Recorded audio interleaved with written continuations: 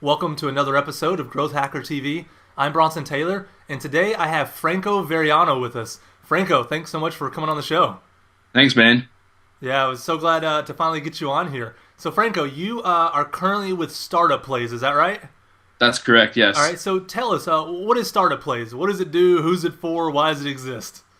It exists basically because we found a need in between, attending lots of conferences, reading lots of books, and finding a really detailed way of applying all this knowledge in the real world. So basically, Startup Plays is specifically for startups, for entrepreneurs. They're step-by-step guides written by successful entrepreneurs that have really developed a market-proven process throughout the years. And they're all really focused on their niche. So whether it's how to get really great ads or how to set up a really killer social campaign, they're really experts of their domain. The idea is really comes from football plays where each team has this giant binder full of different strategies that they want to execute on the field together in order to win, and that's the idea behind that too. Yeah, no, I'm a user of Startup Plays, so I can testify. It's a great product, and you have a lot of great content on there. What's your current role at Startup Plays? What do you do there? Well, I guess how how quickly things happen Yeah. in startups, and you got to be able to juggle all these different roles at once. But primarily, I'm responsible for really developing an awesome community of both authors, the people that are writing these guides, and the amazing fans who support us, who use the guides, who champion the vision, and just helping them really get the most out of the product. So anything I can do to encourage the growth on either of those two sides is really what I spend most of my time and focus on. Yeah, and that's why we had you on the show today, honestly, because that leads perfectly into us talking about what your particular expertise is. Your kind of domain expertise is in gaining the initial traction for a new product, building its early community of users. This is what you did for Startup Plays, like you said. So let's dive into that more specifically, all right? Because that's really what you're going to, I think, share of great value for our audience today. Let's start with Absolutely. this. What kinds of companies in general do you think are most susceptible to gaining traction early on? Is there any kind of theme, any kind of threads across them where you can say, yeah, they have a chance to get some traction, where other companies, you look at them and you say, yeah, they probably won't gain any traction? Well, what do you see? Because you've seen it. Yeah, I don't like saying that nobody's gonna, not gain traction. I think some just gain it faster than others, and the ones who are gonna gain it really, really quickly is because they are in a niche that they know very well or have a deep connection to the existing community. And so, what I'm talking about there is, something very, very personal to the founders. A lot of entrepreneurs will say that you have to be an expert in the space, which is not necessarily true. I mean, you do have to know the space, but I think having that connection is more important than having the expertise. I think if you belong to a community, you kind of know a little bit about it. You can see where the pains are and what kind of value you can provide to the other people. The expertise portion can get pulled in to create that product that's really going to serve those people well. But basically, I think Alex Ohanian from Reddit talks about it a lot. Is his motto of making something that people love, and that evolves from his background with Y Combinator. The motto there is make something people need. So I think if you aren't really familiar with the space or the culture of the community where you want to really build your startup within, it's going to be much harder for you to get some traction. Yeah, and the word that comes to mind as you're speaking is authenticity. It almost Yeah, seems like that's a kind of a broad word to sum it up. You have to really love the community. You have to know about the community. You probably have to be a part of the community. You absolutely. can't just be trying to make a buck off the community because that's not authentic. It's not real, and it's hard to gain traction. And I think people miss that sometimes. They think that it's you can make money and it doesn't matter if you're really in it. You really have to be in it to make money sometimes. So Yeah, yeah, I like what you ab- said. That's great. Let me ask you this too. So you're an expert in kind of gaining the early traction for a product. Does a product have to be fully built before you start gaining traction, or do you prefer to begin even before that point? How do you view that process? Yeah, absolutely. I typically like to start building a community around a product. You don't build a product, polish it up, and then try to market it to some people. That's just a dumb, bad way of going about it. I mean, unless you're Coca-Cola or Apple or GoDaddy and you've got a giant budget, but even then, it's very wasteful. The best thing to do is to really start. Using your few initial weeks of having a concept, building a community around that, and helping them validate, or using them to help validate the kind of concept, and bring in influencers. I mean, that's what we did with Startup Plays.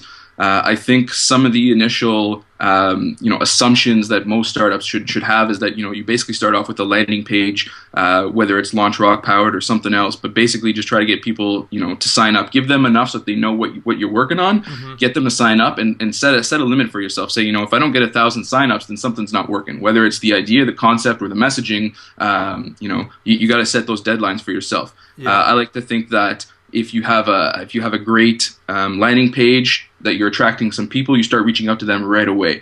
You really need to show them your vision and kind of get their thoughts. Don't sell them on the actual product. I mean, because it's probably not built or it's in shambles of a development stage. But really, what you're trying to do is like you said earlier, get that authenticity.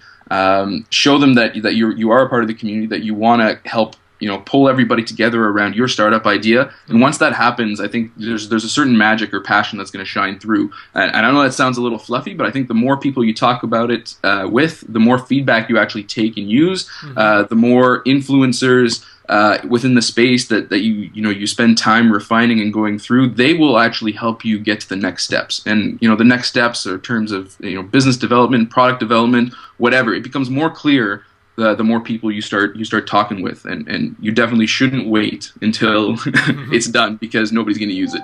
Yeah, because then you haven't got their feedback, you haven't got them on board. Exactly. You haven't it doesn't feel like it's theirs, right? They're not gonna take it and champion it. You've just built something for yourself, and I mean that might solve your pain, but you don't know if it's going to solve everyone's. And again, it kind of comes from that forward backward approach. It doesn't make sense to build something and then market it back to the people. You really need to start with the marketing and making them feel involved, and then that'll evolve into loyal users. Yeah, no, that's great. If the first question was summed up with authenticity, this one's maybe summed up with ownership. You give them ownership, make them feel like they're a part of the process, because we know how it feels just in normal everyday life. If somebody tells us what to do, it's one thing. If they involve us, ask for our input, and include us in the decision making, it's a whole different way of viewing reality, and it makes us more just want to be a part of it. We want to go with the flow. We want to make it work because we had a role in it, So exactly. At the end, you feel like it's yours. Yeah. You feel like it's yours. It's ownership. So authenticity, ownership. Those are awesome. Now you mentioned in what you just said, if you don't get maybe 1,000 signups, then you go back to the drawing board. Let's talk about a real number, right? Because you've seen these numbers online, maybe more than most people. You see what kind of signups should be expected. If 200 is a lot or if 20,000 is a lot, right? So when you start a project, how many signups are you looking to get on that vaporware landing page? There's nothing built yet, but here's the raw idea. Are you looking for 1,000? Was that a real number, or was that just what's the number you think is a good one? It's definitely a starting point. I think it really depends on kind of your personal experience. I typically aim for anywhere between 3,000 and 5,000 signups on a landing page before I actually start to consider it a viable option. But I think it really depends on your experience, the niche market that you're in, how well you know it. But I think the important part is really actually just setting a number that you personally feel responsible for hitting. And I'm not going to say that it's going to fail if it's got this many numbers or not. I think it really depends on just some personal objectives. Saying that I think I can get this many people in X amount of time, and if I hit that, then it seems like it's a viable objective. Yeah. So you say you go for 3,000 to 5,000, and what kind of timeline do you usually give yourself? Are we talking a couple months, 6 months? What is it you're doing? 4 weeks.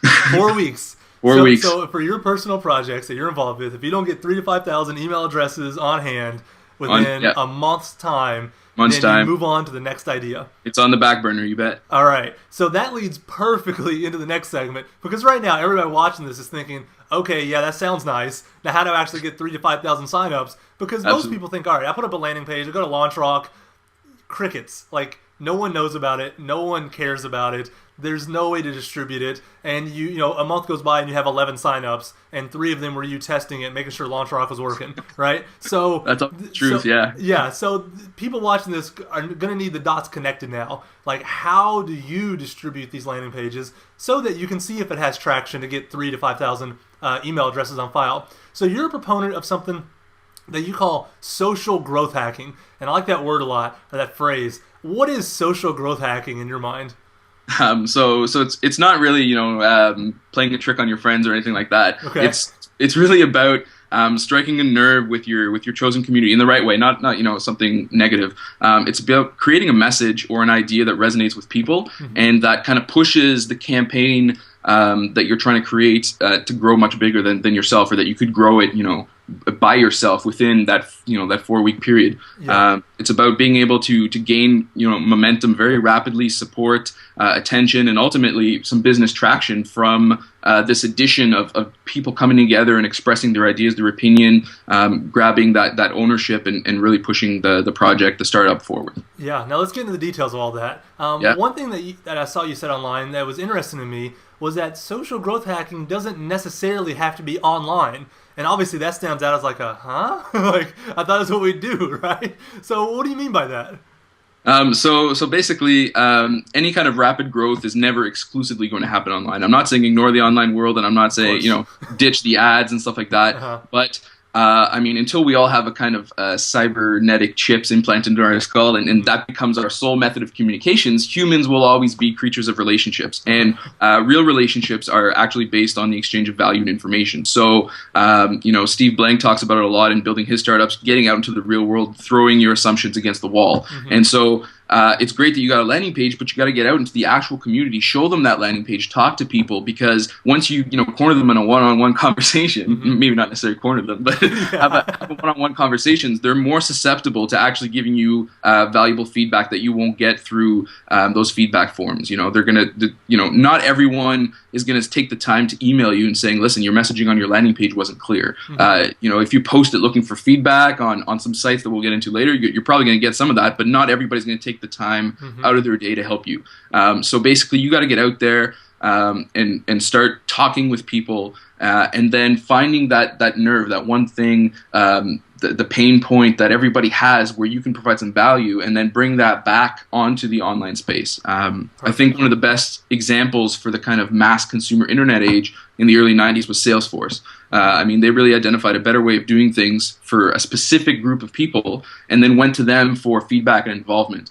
As things started to grow, they're famous for doing this. They started hosting a lot of mixers, and this is before the whole meetup.com thing started happening. But basically, the point of their meetups was really to talk to users and evangelists, find out what they liked, what they disliked, and then they started sponsoring them in other cities. I think that once you kind of understand that initial pain point, strike a nerve with the community, you can better reflect that in your messaging on your landing page. And then that's when, later on, even once you've already hit that target of users, then you can start worrying about a massive onboarding strategy, refining your viral loop and creating something really complex with technical integrations and other tools to kind of expand your circle of influence. But you really want to start tiny and focus on what really works. So really go low tech before high tech. And the first part of social growth hacking is really an emphasis on the social part. And still, one of the best things we can do socially is face-to-face, as you said, corner somebody and really get a dialogue going with them, and get real feedback, force them to tell you the truth, and even ask questions where they're forced to be honest. That's one thing I like to do. When I'm looking for real feedback, I ask certain questions, and when I'm looking for fake feedback, I ask a different set of questions. The fake feedback is, it's great, isn't it? It's kind of leading the witness. They're like, oh, yeah, it's great. The real feedback is, tell me the 3 things that you hate most about it, and you have to give me real answers. Now they're stuck. They have to tell you something that's wrong with it. There is no, well, it's all good. No, tell me 3 things that are not good about it. What does it not do that it needs to, whatever. So I like that. The first piece of social is offline. Now, when you build these social campaigns, you alluded to this just initially a little bit ago, but what do you build those campaigns around? Are you building that landing page around a feature? Are you building it around a benefit? Are you building it around a promise, an idea, an emotion? What do you think the best kind of core thing to build your campaign around is? Yeah, definitely. So there's you could build it around a feature, a benefit, or promise, but the high likelihood is that that's going to change over time. So the better approach, I think, is building it around the idea, the vision, or a feeling, whether it's a positive or a negative feeling. And by that I mean, like, your user base is frustrated with something. So how can you harness that frustration to say, there's a better way of doing it. Check this out. Provide me some examples or some feedback. Coming back to Reddit, their initial marketing campaign when they tried launching the site was less than $500, and they spent it all on stickers and just putting it up around the neighborhood and the college. And their little alien mascot didn't mean much to people, but once they started to check it out and saw the power of the site and how it worked and kind of felt like they were part of it, or that they could relate to it a little bit more than what existed at the time, it really fueled the idea of the kind of consistent front page, a democratic front page that helped it become so popular. Another real world example, that I really admire is Tony Hsieh with Zappos, and nothing about that company is about the shoes except for the product. It's a good way to say it. Yeah, I mean, their users don't think about Zappos as just a shoe place. They think about it as the feeling and experience that they get from buying from them. I mean, Tom's does the same thing, right? It's not about the shoes. It's about the social campaign of doing good, of buying a product that makes you feel like you're connected to something special or something bigger than you. And so that executed with, a simple, sticker or feeling or, a hashtag if you're on Twitter, which we'll get into a little bit later. All you need is for people to feel that you're doing something special, and then they're going to, join in and kind of create that momentum that is really going to push it forward. Yeah, that's great. Now, if you're building a campaign around an emotion, an idea, like you're saying, it seems like you're having to tap into something deep within somebody. Since that's the case, it almost seems like it'd be hard to go for a broad market then, because a broad market, you could reach them, but you're not going to tap into that deep emotion, that deep idea. It seems like you almost have to focus and you have to go niche to even begin this idea of planting emotions and ideas in people. Would you agree with that? I would. I think that a lot of startups often make the mistake of picking a huge target market, whether that's because they think that that's the best way to change the world. I mean, logically, it probably is. If you could reach everybody at once, it wouldn't, it would happen right away. But it's also the hardest and the least likely for a startup.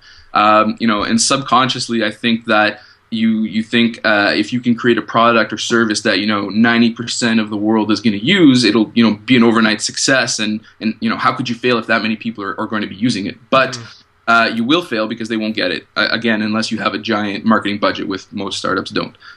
So it won't mean enough to these users right away. They'll look to their peers and say, well, if they're not using it, why should I? And that might be fine in that mentality, because you've got such a huge market. The next person's going to come on board, right? So what if that person didn't get it? Whatever, the next person will. The truth is they're probably not. You really have to start small. You have to start very specific, hyper targeted, even sometimes hyper localized to a city, just to test things, just to run it by and develop that core user base. And that evangelical force that's going to push, later on into different cities, because then those people are going to start talking to other people and so on and so forth. So again, that connection from your startup to the community is very critical, and that's the kind of social relationship that we're talking about.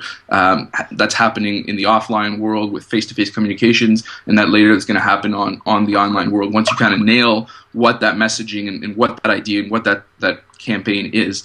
When you think about it, big startups like Airbnb they're still not for everybody. They got a huge user base, but there's still some people who don't want strangers in their house, and there's still some people who love staying in hotels, and that's fine. That service is not for them.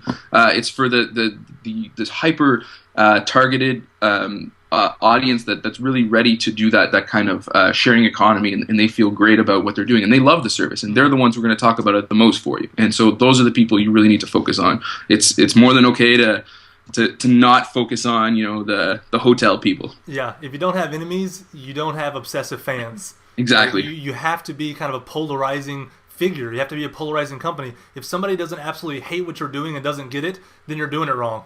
Yeah, exactly. And for a lot of people, a stranger in my house, that's horrible. Like, what is that? But that's good. It's good that somebody hates it, or they wouldn't be loved by people like me and you. So exactly. I think you're absolutely right.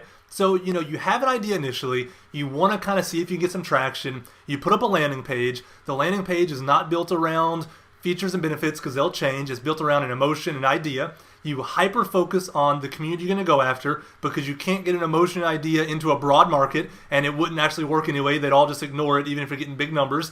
So all that's in place. Now let's get specific, right?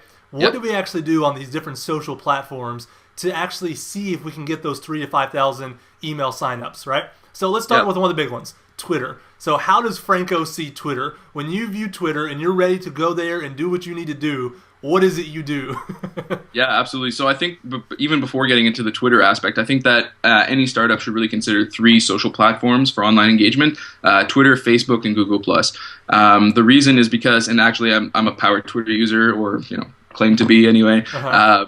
Just because of the conversations, the amount of conversations you can have there, and the amount of ever-changing information. Google+, is debated as one of the up-and-coming networks, depending on the report you see. But I think it's really important to be there just for SEO purposes. A lot of startups tend to ignore SEO, and that's going to help you in the long term once you kind of get all those signups. And even in week 3 or 4, if you're doing the SEO right, it'll definitely help out a lot.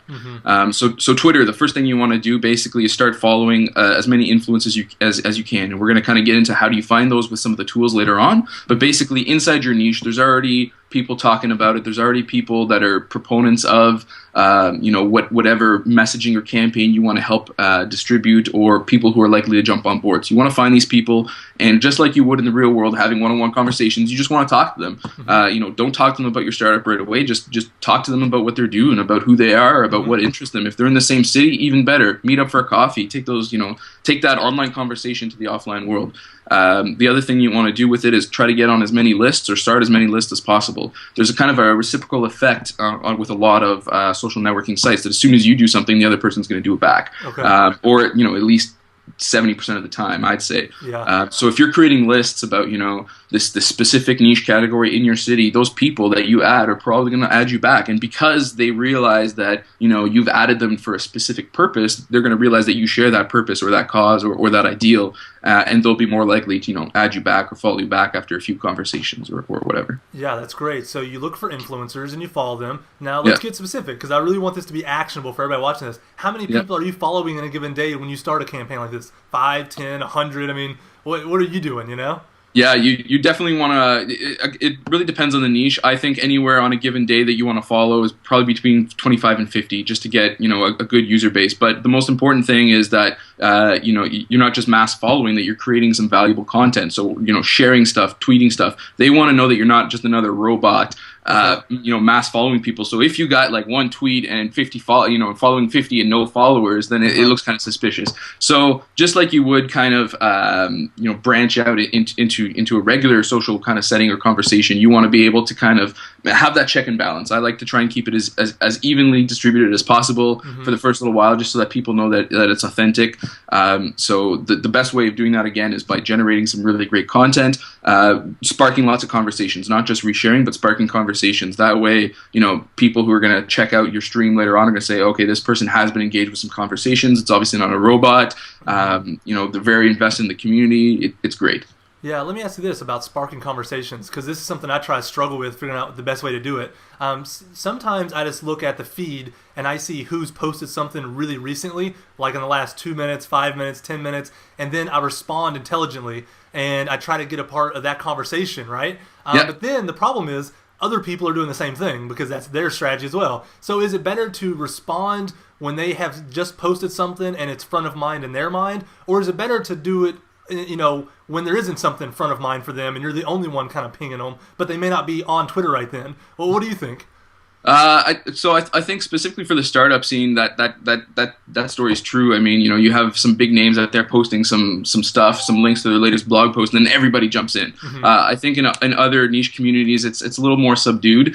But you don't want to wait too long before jumping in, but you don't want to bombard them right away, because then if it's a blog post, let's say, and you just respond intelligently, have you even read the blog post? Does it make sense, right? There's no way that I just posted that 2 minutes ago and now you're like tweeting me and that was like, a 5,000 word essay. I don't know, unless you're a really fast reader. I don't know if anybody can read that quite that fast. Yeah. So I think that there's definitely a window where you want to kind of respond and engage that person, but it doesn't really matter. Even if you're the fifth person or the first person to kind of tweet back that person, typically you're going to get lots of responses. And then if you start, sharing that person's content or messaging them in a regular fashion without being super weird about it, they're going to notice you. Eventually, things change on Twitter so fast. So even if you don't get a response, within the first 2 minutes, don't worry about it. You'll probably get one in the next, couple of hours or a day. I tend to personally do that, where I'll share some stuff and I might not get to it because things come up and you don't get to it for another 5-6 hours. But it's not because you want to ignore the conversation. It's just the nature of the platform and kind of the social stuff. So that's why it's really important, again, to take that offline message that you've kind of developed in the early stages, bring it online so that you can kind of understand what the whole niche shares, and then take it back into those one-on-one conversations with different people when you're trying to meet up with them, especially the influencers. Asking them for some of their time to grab a coffee and just sharing some of your thoughts and asking for feedback, and then eventually, you will gain that kind of respect. If I've been kind of talking as if you're posting from your personal Twitter account, and so if you're already in that niche, you would already have a following. But if you're trying to create a Twitter account for your startup, you probably initially want to let them know in the bio that, hey, these tweets are specifically by this one person, or even better yet, don't create the Twitter account for that brand, because it won't resonate with the community right away. You want to be as authentic as possible, so leverage your existing individuality to reach out to them. Okay. No, that sounds like I was just thinking maybe we should have clarified that a little bit. No, that's good. I'm glad you clarified it now. Now, you also do some interesting things with hashtags, if I'm not mistaken. What do you do with hashtags on Twitter that you like to do as a part of your strategy? Yeah, so I like to bring hashtags. I think it's a great way of kind of getting as many users as possible around a specific subject. And I'm not saying something as wide open as marketing, because then you're going to get everybody. Yeah. But if it's again stemming from the idea of a pain point within the niche, or something that the niche is talking about, or a recent event specific to a fairly sizable yet small group of people, you definitely want to leverage that. And then as you kind of grow your personal following, whether it's through your personal account or through your startup Twitter account, you want to start to make up hashtags. Okay. Something witty, catchy that people can kind of, oh, that's kind of cool. Whether it's you're hosting a special chat on Twitter and you have a special hashtag for that, or a special event that you're going to be hosting or that you're going to be attending. Always try to pull that into your conversation, so that you're expanding your circle of influence while still maintaining a small niche kind of ownership and authority. Yeah, no, that's great. So you've given us some actionable stuff with Twitter that you would do. What are some of the stuff you would do, let's say, with Hacker News? I know you like to use them as well as a part of your campaign. How do they fit into this? So they fit in specifically for startup plays. I wouldn't recommend it to everybody. So Hacker News is kind of this subset community of startups, mostly technical, but the marketing people have been breaking in lately, and I'm a little responsible for that. Yeah.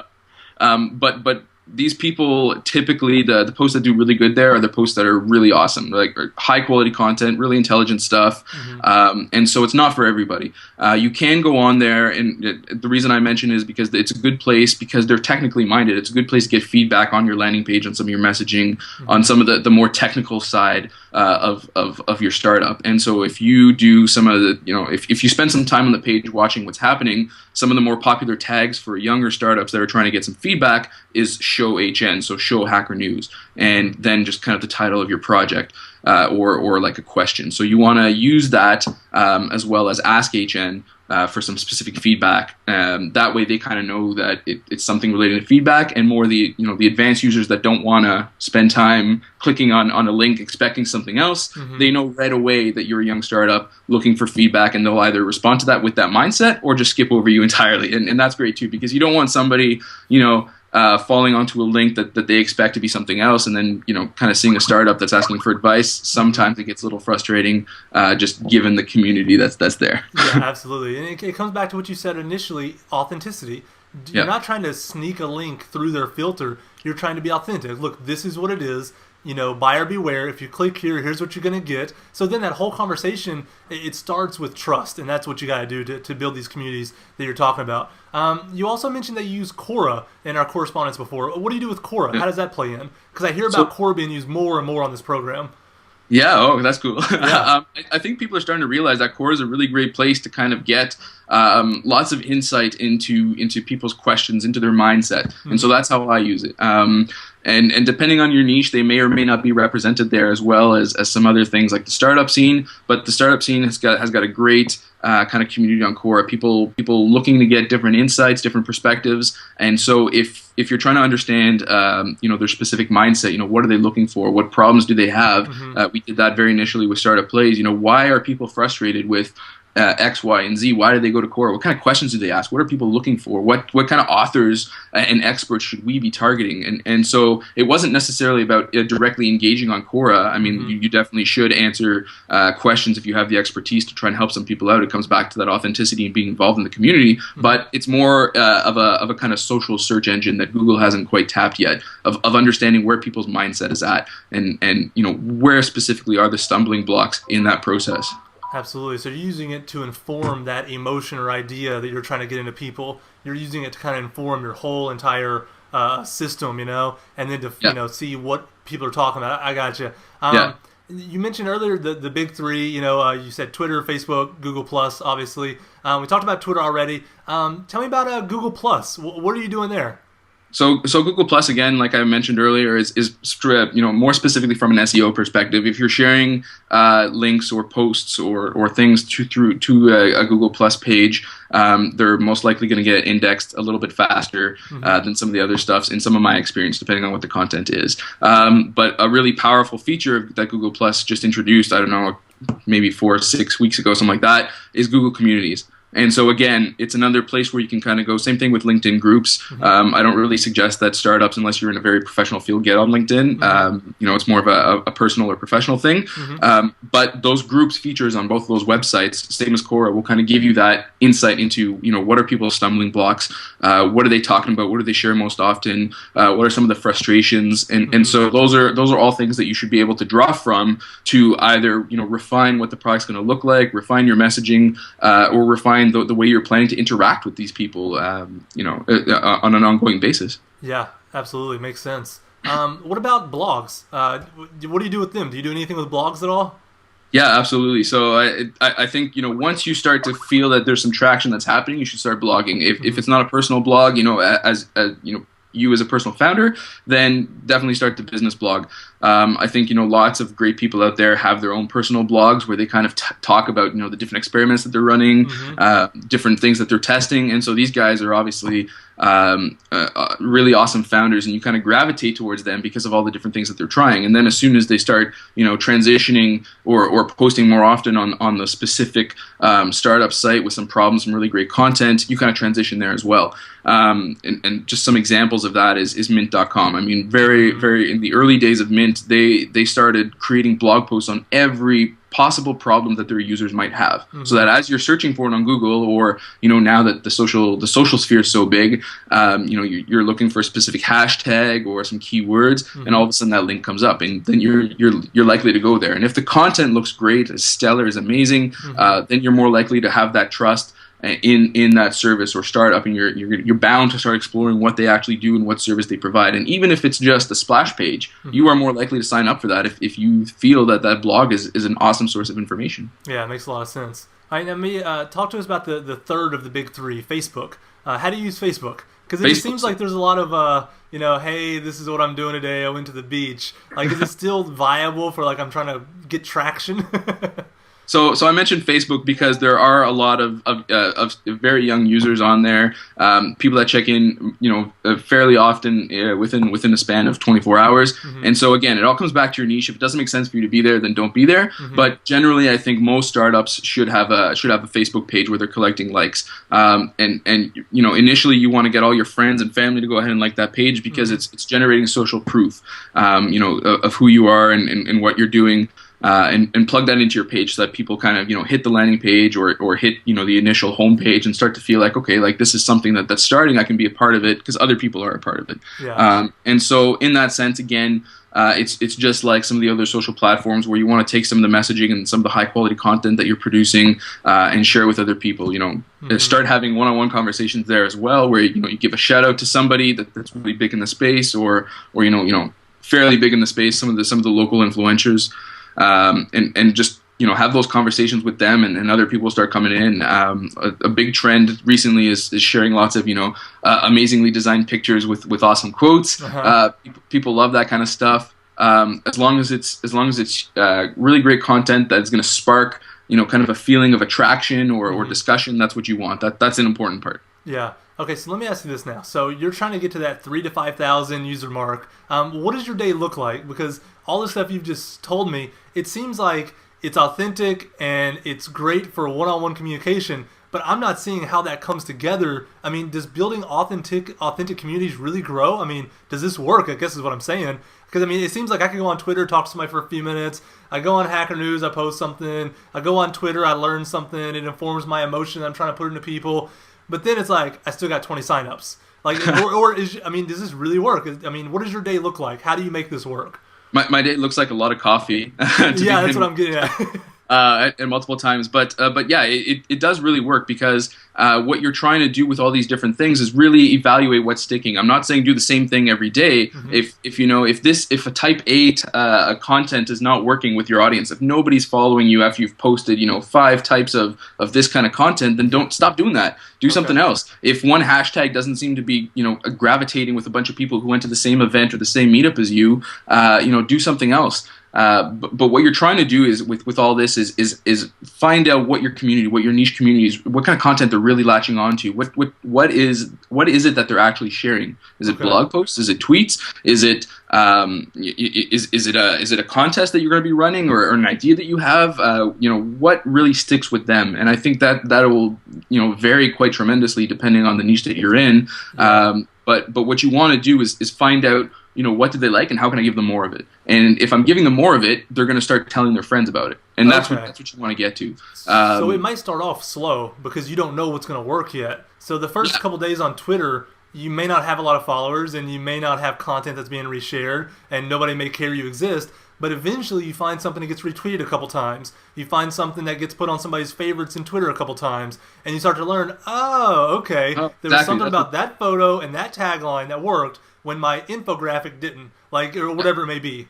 Whatever it may be. And so the closer you are to that niche, the bigger part of it that you are, the more you'll already have that kind of, that figuring out phase already done. Yeah. You're going to know kind of, right away, if I'm in a vegan community, this kind of stuff is going to fly and that kind of stuff isn't going to fly. Uh-huh. Right? And if you're specifically targeting men's fashion, you're not going to talk about women's fashion unless you're trying to get their girlfriends to buy something for the boyfriends. But that's a completely different, story. You don't want to do that right away. Exactly. But so the closer you are to the niche, you should already have kind of a feeling of what's going to work and what's not going to work and how to interact and engage with these people. You're already going to understand key concepts. You're really going to belong. It's kind of like the whole Mac and PC battle, right? Mm-hmm. If you're a Mac user, you're going to understand other Mac users, and if you're a PC user, you're going to understand other PC users. You wouldn't try cross-marketing them unless you were trying to steal some users away. Mm-hmm. But then it's a completely different ball game. Absolutely. So along with these platforms we talked about, there's a number of tools that you use to really make your day more efficient, to give you better insights on things, all these different things. So let's talk about some of the tools that you use, because what you've laid out for us, these platforms, is really time consuming. Yeah. I mean, there's no shortcut to this, it seems like. But the tools can help a little bit. One thing that I saw in the correspondence with you was checkthis.com. Explain that to me. I wasn't familiar with it. So that's a new startup out of New York, and they're kind of like very Tumblr-esque, but you create these social posters, and there seems to be a lot of traction around that site right now. A lot of sharing happening if it's really high quality content. So I'm always on the lookout for those things where the great thing about social media is that you can just test something, and if you understand who your community is and what they like, you should be able to just test it in many different places without investing tons of time. So check this. Is like I said, an awesome site. Well, what is a social poster? It's exactly what it sounds like. A social poster. I guess you got to check it out to kind of. It's just pictures and blogging. It's very Tumblr-esque, like I said. And so I threw up some content there just to see what I could get. And within a couple hours, I'd got over 500-600 hits and likes that share back to Facebook. People tweeting about it. So from a different site that I wasn't really expecting because it was kind of new. I hadn't heard about it at the time. I just put some content there that I figured would resonate fairly well with a wide majority of early adopters who would also be on Check This because it's a new site. That it would kind of spark them to come back to Startup Plays and check out what we got going on, and that's exactly what happened. So that's what you want to do with these social sites is the main ones you want to kind of work at over and over again, and then some other ones you just want to try and test things. If it fails, it didn't cost you anything except for your time, and so as long as you're learning from the experiment and the testing that you're doing and not doing it day after day saying, why haven't I got 1 million followers yet, as long as you're learning something and improving, it's never a waste of time. Yeah. And 600 likes and a few hundred tweets and stuff like that from 1 hour's or less than an hour's work. Not too bad. Some random test is not too bad. Yeah. Definitely what I would I would recommend doing it for sure. No, and so some of the tools. Yeah, sorry. And so some of the tools that we're going to talk about are really about specifically engaging with influencers on those communities, because kind of like you said, there's no shortcut. It takes a lot of time. Mm-hmm. So influencers are a kind of a shortcut, because if you can share your vision with them and help them see what you're working on, and they really feel engaged with it, then they're going to share your message much faster than you could by yourself. So then it's not just you, you're really building a network effect. It's not just you every day posting a Facebook message or tweeting. It's you and a bunch of other people. Either resharing that message and amplifying its distribution, or helping other people see what you're doing and sign up. One of the most powerful things about a landing page, especially with a launch rock thing, is that as soon as somebody signs up, if you can give them the incentive to invite 3 other people, you've just tripled your growth from that one person. Absolutely. So you gotta make sure that you get better at doing that time after time, and that's why 4 weeks is definitely enough to hit 3,000 signups. If you get really good at it, you can do it a little bit longer, and it might take a little bit longer, maybe 6 weeks, because you spend 2 weeks learning what's working on social networks. Mm-hmm. So these tools, I use Gmail a lot. I think that there's lots of great plugins on Chrome and Gmail, mm-hmm. and so specifically, I use these tools to try and identify, who I'm dealing with really quickly, whether they're influencers or just, really loyal users. I want to be able to know who these people are, what they've tweeted recently, what they do, so that I can engage with them as quickly as possible. Yeah, and so you can recognize that's the influencer. This is who I'm building a tribe with to then go and influence other people. So let's go through the list of some of these tools. Yesware. What is Yesware and how do you use it? Yesware is a pretty awesome little tool. It just plugs in to your Gmail and lets you know whether somebody has opened an email or not. There you go. Just tracking. It's pretty straightforward. They give a trial account with I don't know how many opens. It's more than enough to get you started. Mm-hmm. And so I specifically use that when I'm looking to target somebody very specific, and I want to know if they've opened or read my email, because that's going to influence the entire series of events that's going to follow. It's going to, do I send them the same thing because they haven't opened it yet? Do I send them something different because I know they've opened it and haven't responded? Did they open late at night or early in the morning? That'll kind of tell me who they are and what they do. Are they a night person or a morning person? I'm not trying to sound creepy or No, you're sounding smart. Weird marketing, exactly. It's smart marketing. You got to know if that person's reading your stuff, if they're interested. What is it that's really going to make them an ally and a powerful ally? And so the faster that you can kind of figure that out, the better it is. Yeah. And so Reportive, I don't know if I'm skipping the gun here. No, please go for it. Tell us about Reportive. Reportive's another awesome tool that kind of plugs right in, and on that side, it'll allow you to connect and customize to the different social platforms that you're on. So as soon as you open an email or write somebody's email address in the toolbar, it'll pre-fill with some of their recent tweets, whether you want to add them directly to your mailing list or not. Don't do that if they haven't given you permission. But it's good to have the button there, because then you don't forget to do it later. I've got a lot of people that I have email correspondence with that we start to talk. They really like what's going on, and they say, hey, can you add me really quickly to your mailing list, or a very specific list? I say, yeah, sure, it's right there in my Gmail. Done. Not going to forget about it. They're already on there, and so then you're growing your mailing list super fast. But the key part of Reportive is really understanding, what have they shared in the last little bit, and how is that going to influence the current email conversation that I'm about to have them? Because you don't just want to reply back to your last email, especially if it's an introduction email. You want to kind of take the conversation a little bit further, and so. With all the time you're spending going through these social networks, you don't have time to check up on everybody's, what have they written on their blog, what have they posted on Facebook. That Reportive kind of pulls that all in for you. So it's right there. And if something kind of catches your eye that you figure can kind of move the conversation forward, you definitely want to check that out as quickly as possible before kind of continuing that conversation. Yeah, no, it sounds awesome. What about Zobni? You use that as well, right? And I don't know if I'm pronouncing that right. I'm assuming it's Zobni. It's spelled with an X-O-B-N-I. Yeah, I think it's Zobni.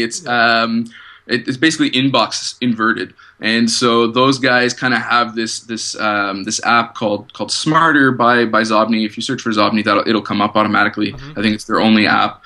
but it's basically a smart contacts directly into the side of your Gmail, and it'll sync with your phone, whether you're on iOS or Android. And so again, it kind of carries the history of the email conversation that you've had. It kind of pulls some of their social profile in, and so I think that's really important, especially when in the early days of launching a startup, you got a lot of different things on your mind, and I mean, I got a pretty good memory, but I don't remember everything, and so this thing kind of helps me keep different conversations straight.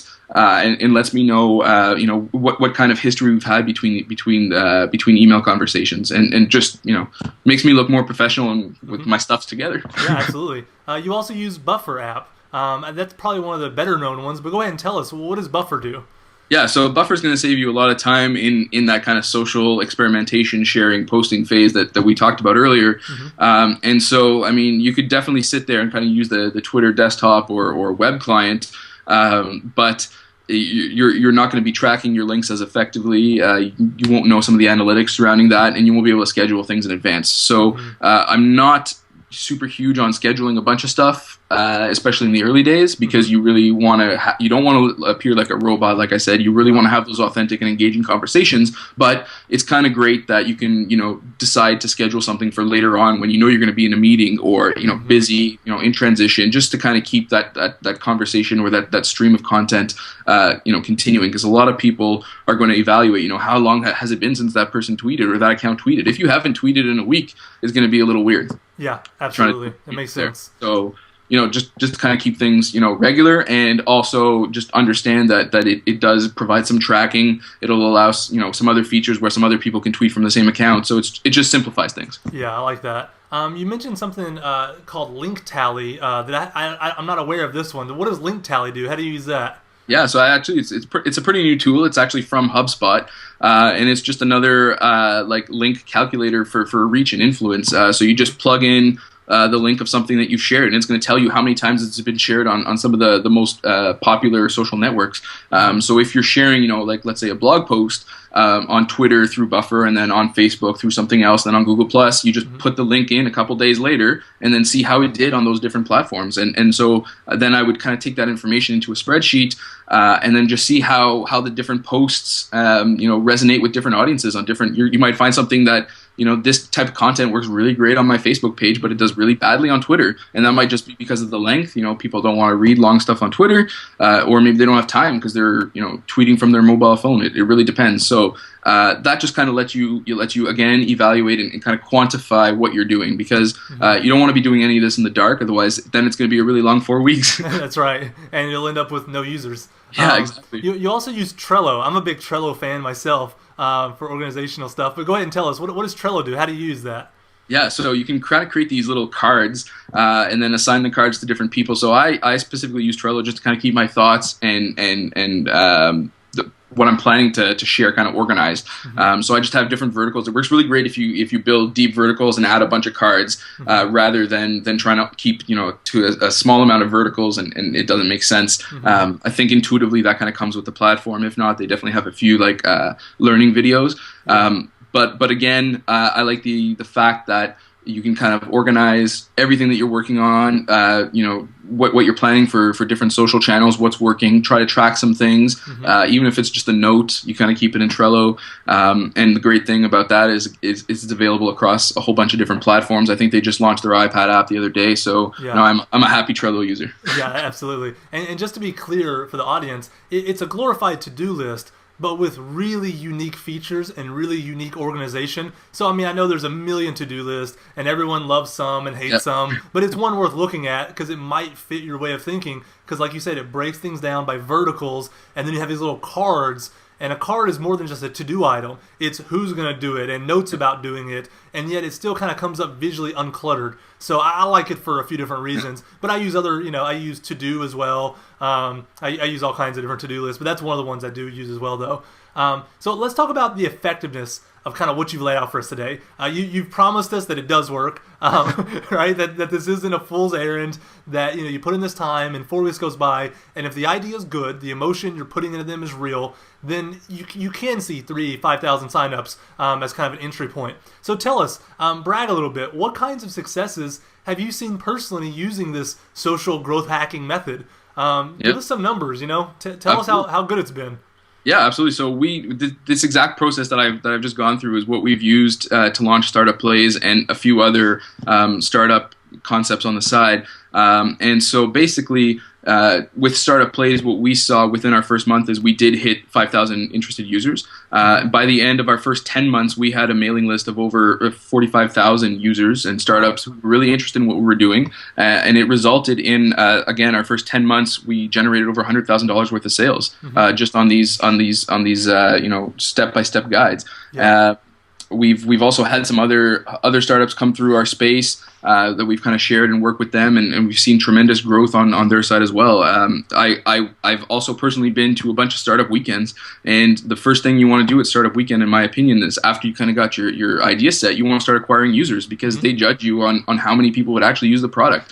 And so I know you only have a weekend, but if you go crazy on social media and just start asking your friends to bring people in, if you can really refine that messaging so that everybody who signs up is also bringing 3 people in, you're going to notice that after a while it gets easier and easier to start bringing people in. It's just that initial push to kind of get you started. And I think, again, as I've mentioned before, the closer connected you are to that niche, the more you understand what other people are thinking, are feeling, what those nerves are, the faster that tapping that will help you grow.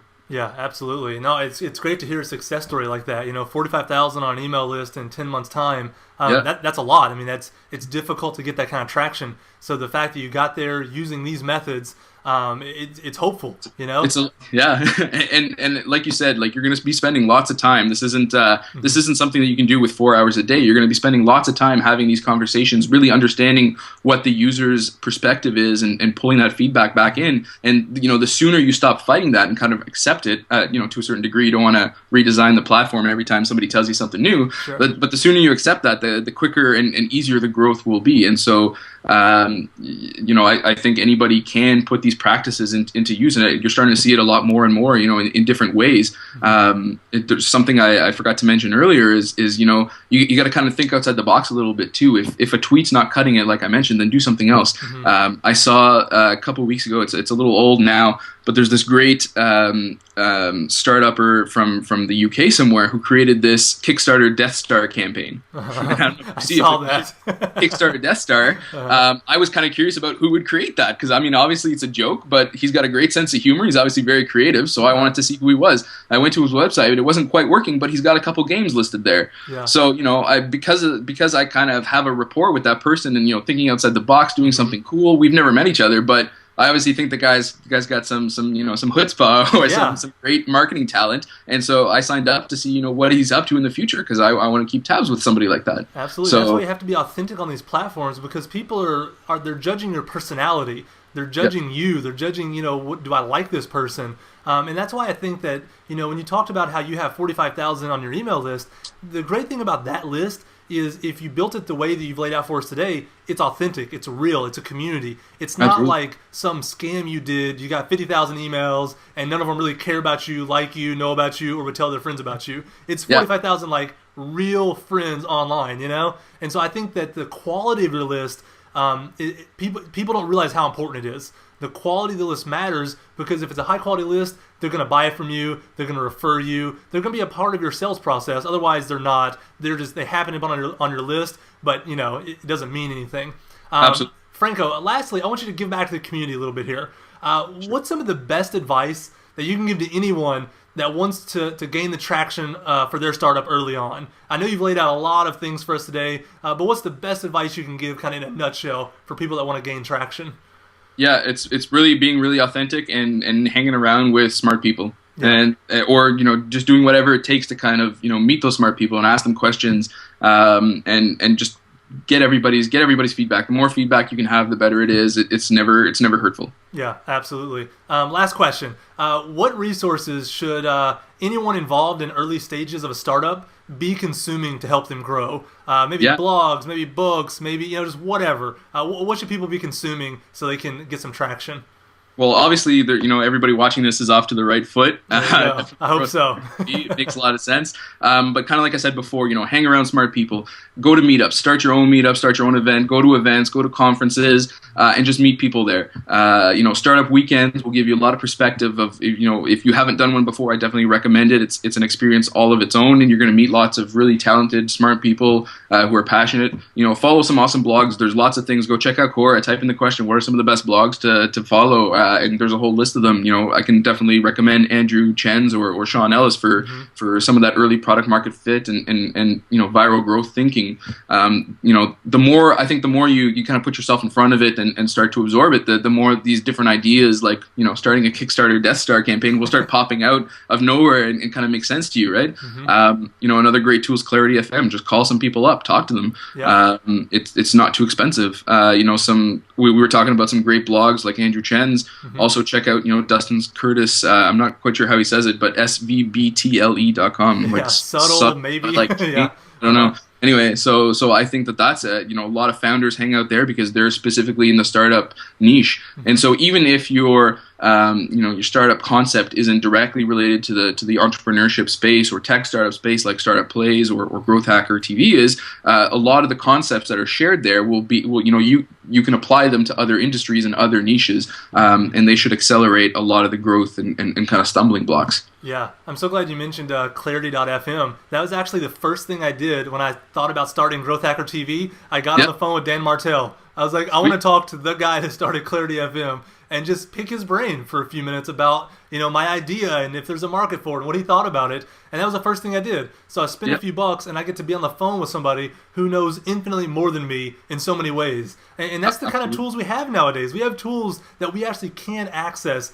these thought leaders in these industries if we're creative, if we take the time to do it, if we're just willing to go there. The sky's the limit. We can learn anything we want to learn. Well, Franco, it's been an incredible interview. We're so glad that you came on the show today. And, if people are able to, go check out Startup Plays. You can learn, how to do so many different things within your startup from their platform they built. So thank you so much, Franco.